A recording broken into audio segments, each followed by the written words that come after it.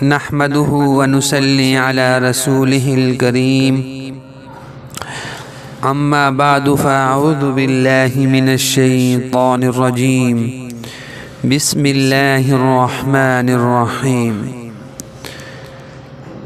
میرے عزیز بھائیوں، دوستوں، بزرگوں، اللہ رب العزت نے انسان کو عقل والی نعمت، بہت بڑی ایک عظیم نعمت عطا کی ہے۔ خدا نخواستہ یہ نعمت نہ رہے تو انسان کی معاشرے کے اندر کوئی ویلیو نہیں رہتی ہے۔ ذرا غور کریں اللہ تعالیٰ نے اس میں کتنی وسعت رکھی ہے۔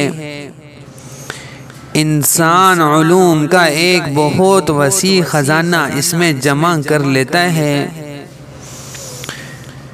دنیا کی مختلف چیزوں کے عکس اور صورتیں اپنے اندر جمع کر لیتا ہے،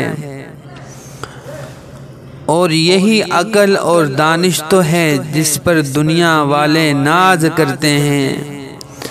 ہر ایک اپنی عقل پر ناز کرتا ہے، کہتا ہے کہ میری سمجھ یہ کہتی ہے، میری عقل یہ کہتی ہے۔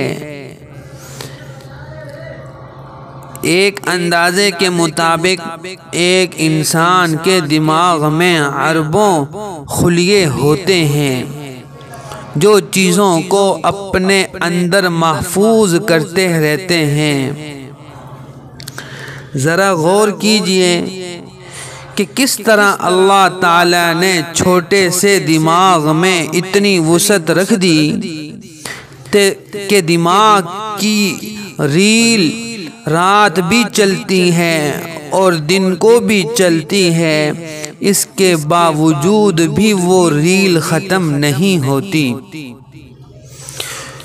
یہ کیسی ریل اللہ تعالیٰ نے رکھ دی اس کے اندر، کیسی میموری اللہ نے اس کے اندر رکھ دی جو بھرتی ہی نہیں ہے۔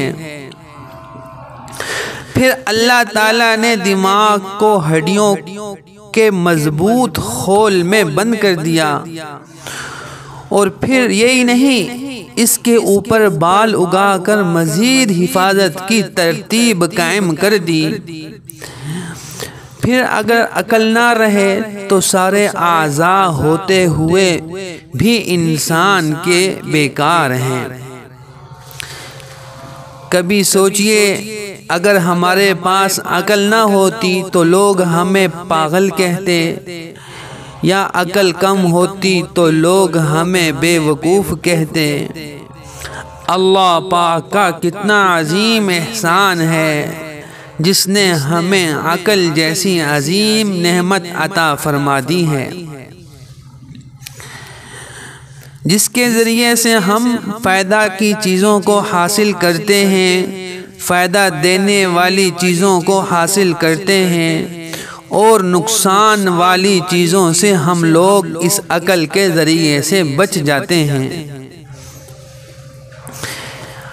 اسی عقل ہی کی وجہ سے لوگ قرآن کے حافظ بنتے ہیں، اور اسی ہی عقل کی وجہ سے لوگ عالم بنتے ہیں، اسی ہی عقل کی وجہ سے لوگ شیخ الحدیث بنتے ہیں، اسی ہی وجہ سے لوگ ڈاکٹر بھی بنتے ہیں، انجینئر بنتے ہیں، سیاستدان بنتے ہیں، مختلف قسم کے منصبوں پر قائم ہوتے ہیں۔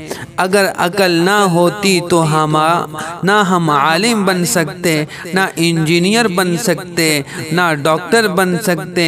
تو یہ اللہ پاک کی کتنی عظیم الشان ہمارے اوپر ایک بڑا عظیم احسان اللہ پاک نے ہم پر فرمایا، جس نے ہمیں عقل عطا فرمائی۔